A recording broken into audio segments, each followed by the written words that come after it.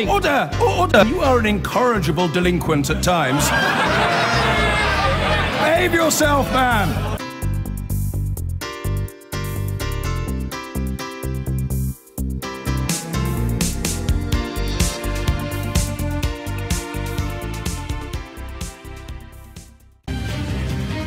4 minutes after 12. This is one of those rare issues, because of its magnitude, because of its scope, that if we don't get it right, we may not be able to reverse, and we may not be able to adapt sufficiently. There is such a thing as being too late when it comes to climate change. President Barack Obama addressed the nation yesterday on television in America to tell them that if they want to protect their economy, their security and their children's health, they're going to have to do more. He, I think, rightly states the science as being pretty much inarguable on this, and it puts the President of the United States in an odd partnership with the Pope, who also warned in September that things were getting urgent. How can anyone disagree? That's my genuine question. I don't particularly thump a tub on this one. I really don't. I just feel a little bit like a pupil in a classroom, when the teacher is saying one thing and all the textbooks say one thing that agrees with the teacher, and then there's a couple of kids at the back of the classroom who are convinced they know better, and when you ask them how they know better, it turns out they just don't like being told what to do by a teacher. I find the climate change debate one of the most dispiriting debates I've ever witnessed. It's almost as if on the one hand you have astrologers and homeopaths, and on the other side you have scientists and doctors. So why are people, this is the question, and if you're one of the people I'm describing, we'll keep it friendly, I hope. I will. If you're not one of the people I'm describing, but you think you understand them, you're almost as welcome to call in. What explains the scepticism? What is it? Well, it's not so much, oh, well, I've read this thing on the internet, or I read an article in the Sunday Telegraph. It's more this, the power of desire to believe that it's wrong, when I would have thought that basic human instinct would lead you in the opposite direction. Who was it that said the whole notion of faith was just in case? Was it Chesterton or someone like that, who had a brilliant line?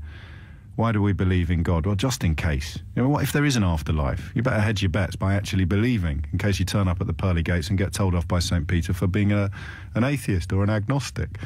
Or, of course, whatever the equivalent is in the faith that you're more familiar with.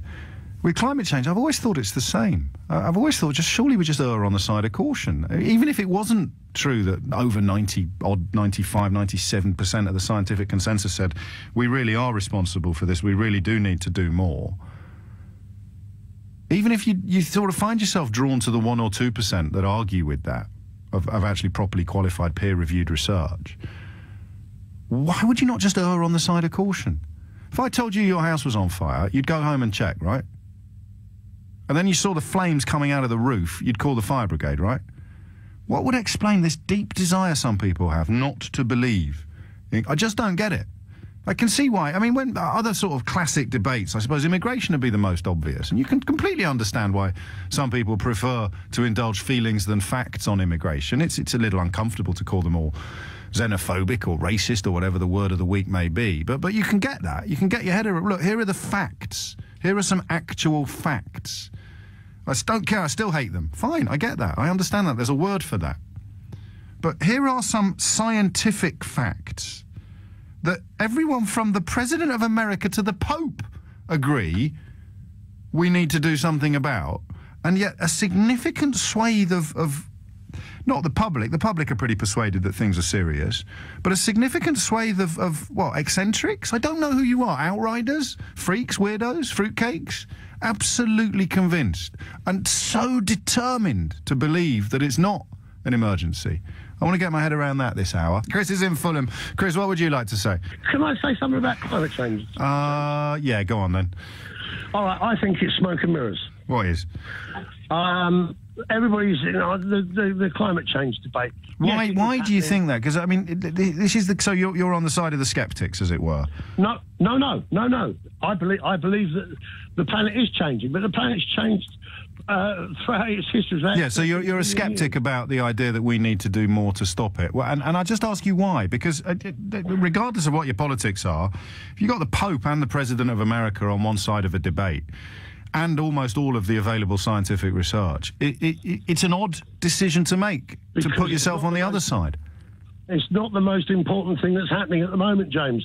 We're talking about it really being in 100 years' time. That would be when the differences are... Well, that's what he's saying. That's saying we've got to act now to stop our children suffering in 100 years' time or in 50 years' time. It's smoke and mirrors. It's a good phrase. I would have thought this was the polar opposite of that. I don't want my grandkids not to be able to swim in Hawaii because we didn't do something about it. Why would, and this I suppose is the question that the skeptic has to answer, why would the Pope and an outgoing president of America lie to us about this? Why would they? You may not like him, you may not really agree with some of his politics, but I don't think you'd think he was a stupid man, or indeed, well, I'd go so far as to say you probably don't think he's dishonest. Go off script here just for a second, because this is important. Because sometimes I think we feel as if there's nothing we can do. Tomorrow's my birthday, so I'm starting to reflect on age, and in thinking about what we were doing here today, I was reminded about landing in Los Angeles to attend college as a freshman, as an 18-year-old. And it was late August. I was moving from Hawaii, and I got to the campus, and I decided I had a lot of pent-up energy, and I wanted to go take a run. And after about 5 minutes, suddenly I had this weird feeling like I couldn't breathe. And the reason is back in 1979, Los Angeles still was so full of smog that there were days where people who were vulnerable just could not go outside, and they were fairly frequent. And folks who are older than me can remember, the Cuyahoga River burning because of pollution, and acid rain threatening to destroy all the great forests of the Northeast. And you fast forward 30, 40 years later, and we solved those problems. And today we're here to announce America's Clean Power Plan, a plan 2 years in the making, and the single most important step America has ever taken in the fight against global climate change.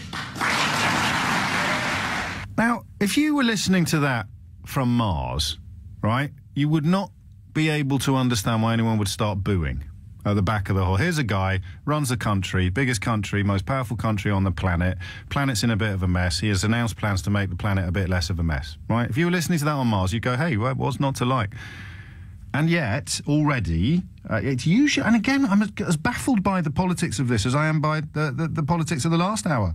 It's a right-wing position to object to this. Many Republicans are already speaking out, denouncing the plans to take on coal, as it were, as job killers that will raise energy bills disproportionately, and that we need coal-fired power. We've got to carry on belching into the atmosphere. The National Mining Association has said it will seek to block the plan in federal court. Republican leadership has urged state governors to defy the Federal Environmental Protection Agency.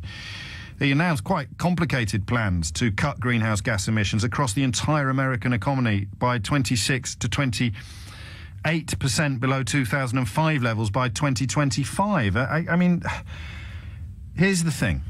Already, a significant number of people with no scientific qualifications whatsoever will be about to ring me to tell me about something they read in The Spectator or something they found on the internet written by somebody else with no scientific qualifications whatsoever that proves we've got nothing to worry about. Now, that's fine, okay? But that's a little bit like asking me where you should invest your money on the stock market. And the more plausible and certain I sound, the more likely you will be to invest. I tell you what, you should definitely invest it in James O'Brien PLC. That is, I know nothing, right? But I do plausibility, and every time I pop up on the telly or the radio, or I flog an article to the Sunday Telegraph, I get paid for it. So of course I'm going to carry on telling you that there's no such thing. Why? And I don't want to fall out with you, but why do you want to believe that there's no such thing? Surely every ounce of human instinct should tell us to err on the side of caution. I happen to believe the science. Even if I was ignorant of the science, if the Pope and the President line up on one side, and on the other side you've got Nigel Lawson and some blogger, how can you choose that side? I just don't get it. And I don't get why it's a right-wing thing, except that, I guess, increasingly the right-wing, the more right-wing you are, it just appears the more opposed you are to change. Don't like them, they're the wrong colour. Don't like this, that's not what we did yesterday. Don't like that, that's not how we did it in my day. But that's just lazy and thick. I'm sure that can't just explain all climate change scepticism, anthropocentric climate change scepticism, man-made climate change scepticism. It's just because I'm a bit thick and I don't like change. It can't be that. I understand the people who punt it, the people who are getting paid to push out stuff that challenges the science. But when you see the Pope and the President standing up to say, guys, we've got to do something and we've got to do it sooner rather than later, what explains the desire to poo-poo the Pope and the President? That's what I want to get under. I know it's an odd question. I don't want to have an argument with you about climate change. Not today. We've done it in the past. We'll do it again. You can do it in the comments section in the Telegraph instead. Because I'll just go with the science. Same way that when I'm poorly, I'll go to a doctor, not to a blogger, all right? You can go to a blogger next time you're feeling sick. That's absolutely fine. I'll carry on going to the doctors. What is the desire to not believe in it explained by? And why is it apparently a, quotes, right wing, end quotes? You just pointed out what the word conservative means. Of course, in one sense, small c conservative means wanting to conserve the status quo, keep things exactly as they are. But that doesn't explain it enough, the desire for it not to be true. Rather than thinking, well, it might not be true, but my God, even if there's only a 1% chance they're right, we better do something now to guard against what will happen if they are. That's it. That's what I'm baffled by. Why would, even if there's only a 1% chance they're right? Hey, Gordon's in Glasgow. Gordon, hello. What have you got? Hello there. I have a theory about why it's the political right which are so opposed to believing in climate change. Go on. And my theory is that they're so tied to this ideology of red in tooth and claw capitalism, which largely is based upon using the Earth's resources, yes, and abusing the Earth for mass profit. And to be given the message that we have to take care of the planet. Yeah, but that might explain why somebody like Donald Trump doesn't like it, but why would somebody, I don't know, living in a bungalow in Basingstoke be persuaded and be so desperate to believe that it's wrong? I don't really know. That puzzles me. No, well, have a go. Have a crack at it, Gordon. Come on. I don't know, maybe he's just gullible and he has a kind of leaning towards... But we're all gullible. It's the desire to believe that it's wrong that I find so baffling. And you describe it as a right-wing thing. I guess that's of all right-wing or extreme. The more right-wing you go, the more relevant that observation becomes. It's all about money, and you successfully persuade some people who are actually on the losing side that they're on the winning side, and that's it. That's the nature of 20th century politics and 21st century politics. Convincing people who are actually losing that they're on the same side as the winners. No such thing as poverty, just temporarily frustrated millionaires. What was it Malcolm X said about the newspapers? If you're not careful, the newspapers will have you believing that the people, that you as the oppressed, I can't remember the quote now. That'll teach me to pull Malcolm X out of the sausage, won't it? At the 12:30 news junction. The people, if you're not careful, the newspapers will have you believing that the people doing the oppressing are actually the oppressed. Or it'll come to me. But this is the baffling thing. What is going on? You don't want to believe it. Why not? That's all. Not here's my evidence that it's wrong that I just got off the website or I just pulled off the internet, but your desire to find, the desire not to believe that climate change is a real and present danger, okay? That's what I want to understand. You can either speculate about those people or you can shake me by the hand, describe yourself as one of those people and tell me why you think you want to believe that it's wrong. We're so determined to believe that it's wrong. James O'Brien on LBC. 33 minutes after 12. Thank you to everybody who's just plugged the gap in my memory of Malcolm X's famous quotes. If you're not careful, he said, the newspapers will have you hating the people who are being oppressed and loving the people who are doing the oppressing. Too late, Malcolm. We're way over that cliff, mate, I'm afraid, in this country now, hating the people who are being oppressed and loving the people who are doing the oppressing. Not entirely relevant to the conversation we're having about climate change. It'll be a lot more relevant to the conversation we've had earlier in the week about Calais. But here's the question. It's not about who's right, the scientists or some bloke you read a blog about on the internet last week. Even by framing the question in that way, I appreciate it's demonising the deniers, if you will, the sceptics. But what explains the desire to deny? That's the thing that I'm fascinated by, and you are going to help me with. Jay is in Hayes. Jay, what would you like to say? Well, it's quite a thing when the language used for people who are sceptical about climate change, and I don't deny that climate change is happening, but how much man has affecting... No, not interested. I'm not interested in that. No. What I'm saying is it's the language used for the people who deny the Holocaust happened, you know, and through that we're already given such a negative label. I mean, Obama said some good things, but he's not serious, because if he was serious, he would be talking about investing in industries where there's carbon-free manufacturing and carbon-free food production, and he's not doing any of those things. He's making poor people pay more taxes, you know. And well, he's not necessarily. I'm very. That is what will happen because. Well, hang on. I'm very strict on the terms of engagement this hour because I've heard incredibly boring conversations about whether climate change actually exists or not, and I'm not having another one of those. So what I want you to tell me here is somebody who just desperately wants all the science to be wrong. Why? Well, the science is wrong for people who don't want to lose their profit margin, and also... No, that explains Donald Trump. It doesn't explain Billy in a bungalow in Basingstoke. Billy in the bungalow in Basingstoke is probably not doing his research properly, but man-made or... No, why does he want it to be wrong? This I mean, I check my inbox, there'll be a couple... Because he doesn't want to admit that we as human beings are destroying our planet. Why doesn't he want to admit that? Because that it's his planet. He would throw away his iPad, he would throw his iPhone, he'd have to... No, you don't have to do all of that. That's not true. These are people who desperately want to believe that the problem isn't man-made or the problem isn't created by industry or anything like that. And if I own a massive oil refinery, of course I'm going to do that. If I'm the National Mining Association, of course I'm going to do that. But your average punter in a normal home in a country that is under threat 10, 50, 100 years down the line, I could understand ambivalence, psychological distance. Oh, it's so far off, I can't. But the passionate desire to deny it, where does that come from? The passionate denier? Yeah. Well, I'm not a passionate denier. I'm just looking at... No, I know you're not. Sorry, it's not a trick question, Jay. It's just this deep desire to deny it. Where does that come from? Emmanuel is in Basingstoke. You're not in a bungalow, are you, Emmanuel? I'm not. I'm sorry to disappoint. That would have been an incredible result if I had posited the opinions of a bloke in a bungalow in Basingstoke and then he rang in. But, yeah, it's not bad. One out of two ain't bad. What would you like to say, Emmanuel?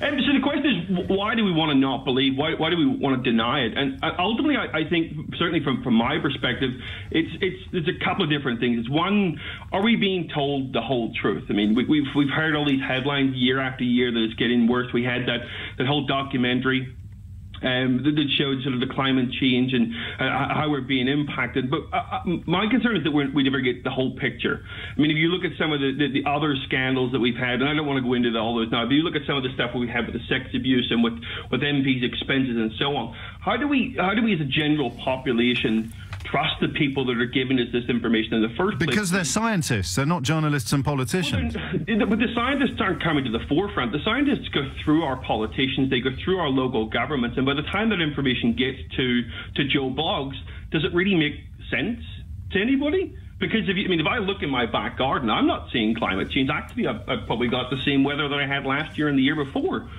So there's no real difference to me. I think as a wider population, as a consumer, we probably don't want to acknowledge it because... But a majority of the country does. A majority of the country is concerned about man-made climate change, wants action to tackle it, persuaded by the facts. And I don't struggle to get my head... I can get inside the heads of people who don't like facts when we're talking about all the other issues that are popular at the moment, whether it's, I don't know, immigration or social security or all of these things. I get why you don't like facts. You've been successfully turned against the poor, or you don't like foreigners. I get that. I don't like it, but I get it. I don't get this. But so where I struggle is where's the impact that you've seen? But the impact is, we're talking about 50 to 100 years down the line. We're talking about children not being able to live in certain parts of the world where they can currently live. We're not talking about whether or not you got sunburned last week. Is that how it reaches you in Basingstoke? Because you didn't get sunburned last week, you don't believe in climate change? If only. No, my concern is that I don't see... I mean, if you look at some of the big things that we're doing. We're allowing drilling in the Arctic. We're so concerned about climate change. Why do we allow huge corporations to do that? We say on one hand that... Well, who could stop them? The other callers have said that corporations... I mean, we shouldn't really talk about those, but corporations are allowed to go and drill in the Arctic. They're allowed to destroy and to deforest globally. But we're told that, hey, we need to recycle a little bit more. It seems a little bit... I'll buy that. So in the sense that if it's really that big a deal, why are you telling me to use less coal? Why aren't you telling... But yesterday Barack Obama did that. No, hang on. Yesterday Obama did that. He didn't tackle my blooming recycling bin. He tackled the coal mines of America. He declared war upon them. Yeah, but what you say and what you do is two completely different things. Actions speak louder than words, and Obama is not exactly the man of credibility. Why not? Well, because you put him in the same category as the Pope earlier. We've got the Pope. I mean, look at the Catholic... No, hang on, that's just something... That's a figure of my speech. It's not a reason why you don't think Barack Obama has got credibility. You said that both the Pope and that Obama stood side... well, not necessarily more metaphorically, but if you pitched those guys against a blogger, that you would stand on their side. Well, no, I'd ask why you think they would lie. Why? I mean, he's an outgoing president of America, and the other fella is already the Pope. I don't think they get any sort of financial or career boost out of saying this. The blogger's entire livelihood... The blogger's entire... If you ask me a question and you want to understand the answer to it, you'll have to listen to it, I'm afraid, Emmanuel. The blogger's entire livelihood and existence depends upon him punting his unscientific nonsense to the Telegraph or whoever's printing it this week. The reason I use the Pope and the President as examples is I don't see what they have to gain from telling untruths or from being wrong.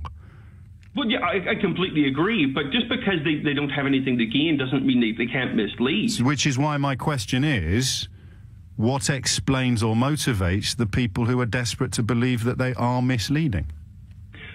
For me, it's lack of clarity. There's nothing... Clarity is there if you look for it, it's not reaching you. It's not being delivered to you, the lack of clarity. Again, let's compare you to me. I see the same lack of clarity, but my survival instincts say, act as if they're right, just in case they are. Your survival instincts say what? Mine say question. Right, so while I'm saying, look, they might be wrong, but just in case they're right, let's do all the things we need to do to be safe, you're staring oblivion in the face saying, really? Yeah. Okay, good luck with that. No, that's fine. I mean, that's a helpful understanding. I mean, it might be oblivion, it might be Armageddon round the corner, but I think it's more important to stand here asking questions than to do things that would prevent it. Wow. Christian's in Croydon. Christian, what would you like to say? Afternoon.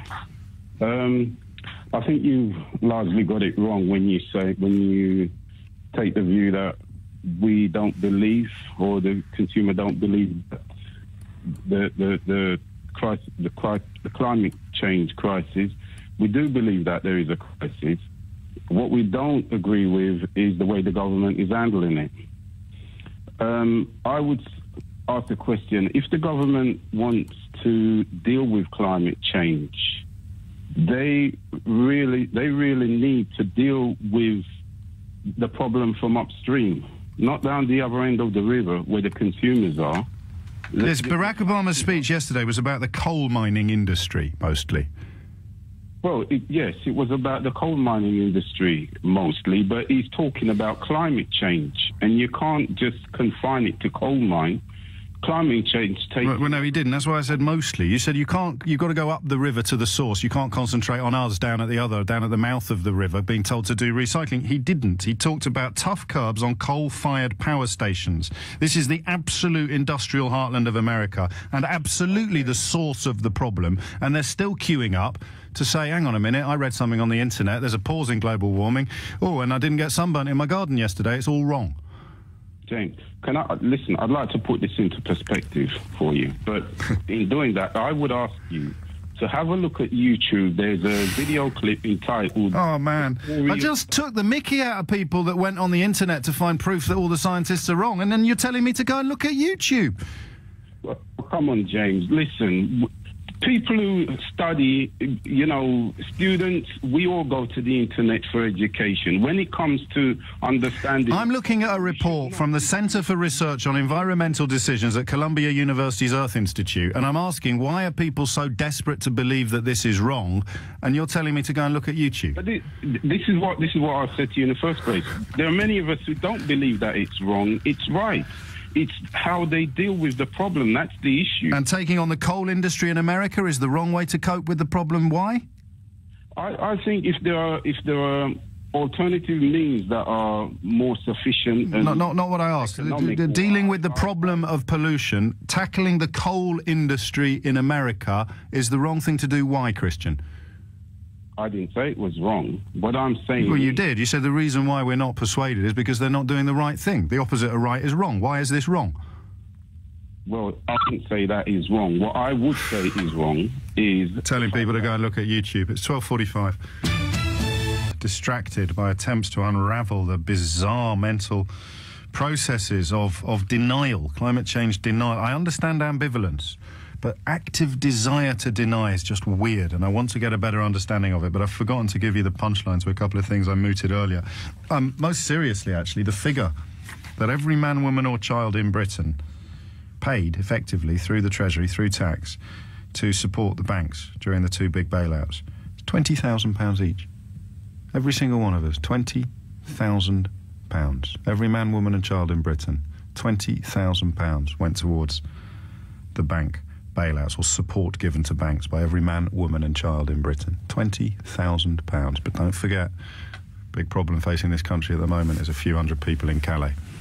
£20,000. Yeah, but they're getting £5 a day, James, and some of them are even getting taxis to £20,000 for every man, woman and child. And what is the projected increase in city bonuses expected this year? Just 50%. They're only going up by half. What's the estimated bonus pool for city workers this year? It's just £6 billion. £6 billion. £6 billion in bonuses this year. £20,000 every man, woman and child in Britain paid to bail out the banks. But don't bash the bankers, and remember who the real villains are in this piece: Romanians. That's Britain for you. On Jack's in Hull. Jack, back to climate change. What explains the desire to deny? Desire. I don't know if it's a particular desire. I think, is it not just non-believing in what they're being told? Yes, the desire not to believe. Is it? Well, it must be. I don't know. How must it be? You need to tell me. Because I just think it's just a thing that's there. I don't know if it's something they want to do. Well, here is, I mean, no one argues with this number. 97%, 98% of the scientific consensus says X. You've got to have a desire not to believe that if you're shouting Y, haven't you? Maybe just see lies and corruption all around you and wonder if this is another part of it. And why would the Pope and the President of America want to lie about this? Why would they want to keep anything covered up? Yeah, a good question, but not. I mean, make any stories. Yeah, great question. But why would they want to lie about this? Well, I don't know where the money's going on this one, because I haven't looked into it. But I guess if you find out where the money's going, for who benefits, then you will find out why they want to lie about it. Right. So the outgoing President of America and the Pope, who's in situ for the rest of his life, are going to make a personal profit out of this, are they? Well, they're making personal profit out of being rulers of the world, aren't they? Rulers of the world. That's what they are, isn't it? Yeah. Are they not? Or is somebody else? I mean, you kind of asked some very interesting questions, but they don't seem to be entirely relevant to the conversation that we're having. They're rulers of the world, aren't they? Is not really an answer to what's in it for the Pope and the President. Let's get back on track then. Do you know what, Jack? That's a great... No, Jack, that's a great idea. Let's get back on track. Scott's in Edinburgh. Scott, what's going on? Hey, James, how's it going? Not great, mate, to be honest with you. I feel a bit like a safari park attendant today. Totally.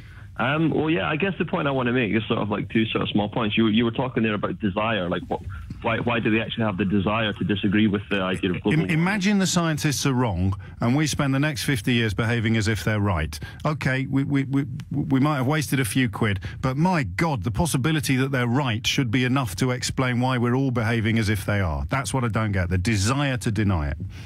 Yeah, well, I mean, I guess one thing I would say is, the idea of global warming is always, I guess, stereotypically been seen as a sort of bit of a lefty idea. Why?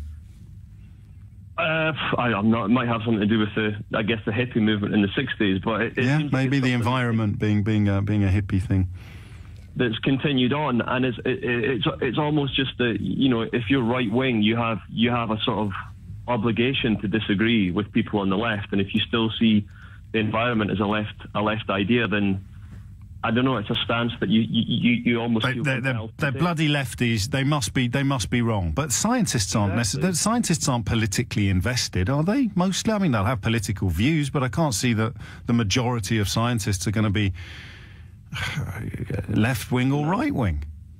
No, not at all. And I mean, I guess one more thing. I mean, I've never been a religious person. I can't really put myself in that frame of mind, but there are people who are very, very religious, and in America it seems like they've twisted sort of being right-wing and very heavily Christian together, and I don't know why people who would be so religious would feel any sort of compelling need to care about an environment that they might not even believe is in control of humans anyways. Why should they feel that they have to take care of an environment that they only think is 2,000 years old? Well, I mean, 60% of Americans think that the planet is less than 5,000 years old. I guess that might be part of the explanation. And of course, if you are a massively wealthy industrialist, you probably own a few newspapers as well. Last thing you want is to have curtailments on your profits that would be represented by environmentally friendly policies. But I'm still back to Billy in the bungalow in Basingstoke. Why? This is good. Here you go. It just tallies with what Scott said. It's a tweet says, I know why. It's because everyone knows how bonkers lefties are. That is why we don't believe they're utopian rubbish. And that's it, I guess. It really is. I've tried my hardest to typify these people as not being thick, but I guess you just are thick if you don't see it. Why? How can you not say? I mean, the scientific consensus says X, but lefties can't be trusted, so I'm believing Y, and my great-grandchildren will live in misery as a result. Greg's in Pinner. Greg, what would you like to say? Oh, good afternoon, James. Hello, Greg. Good afternoon. I listen to your programme regularly. I love it. You're very kind. There's only 2 minutes left, so let's cut straight to the chase.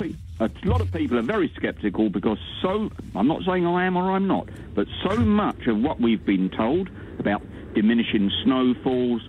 I mean, South America, coldest winters on record, the temperatures remain constant, sea levels aren't rising, the ice cover is the highest it's been for 33 years, the polar bear population has doubled in the 1960s, and to be honest with you, if the Pope does anything about climate change, why doesn't he allow artificial contraception? I'm with you on that. I'm with you on the last point. I did say that I didn't want to do statistical tennis with stuff you've got off the internet or off a blog in the Spectator. I never got this stuff off the internet. This is just fact. The research, for example, British Columbia University. This is why. You see, because now I can find you a quote from British Columbia University. You know who Jason Box is, of course, don't you? The glaciologist. Columbia, which study are you talking about from British Columbia University? Talking about the glaciologist Jason Box and his work on the... Yeah, this is why it's pointless. I'm talking about their research that was released in February that showed that the polar bear population has doubled since 1960. Yes. I just throw it in. I know, and I'm just throwing it back at you because this is why these exchanges are pointless, Greg, and I didn't realise I needed to prove it, but now we are. But I just wish the Pope would attend to more, shall we say, pastoral matters and examine what he can do. Yeah. Well, what's his policy on polar bears? He keeps a 2 or 3, doesn't he? He's got a private zoo. Alan's in Fulham with the last word on this. Alan, why? Why would people find something on the internet about polar bears and use that as proof that we don't need to protect future generations from, well, horrors? The people who choose to believe or not believe are just as deluded as the people that are the powers that be. As long as you've got humans on the planet, there's going to be profitability to be made. And ultimately, you know, you're talking about £20,000 per household in the UK. It could be worse because the Americans have got a hell of a lot more. They've got about $18 trillion or so. So there's no fix to it. We're always going to be fed the same spiel, regardless. There you go. Alan's solved it all.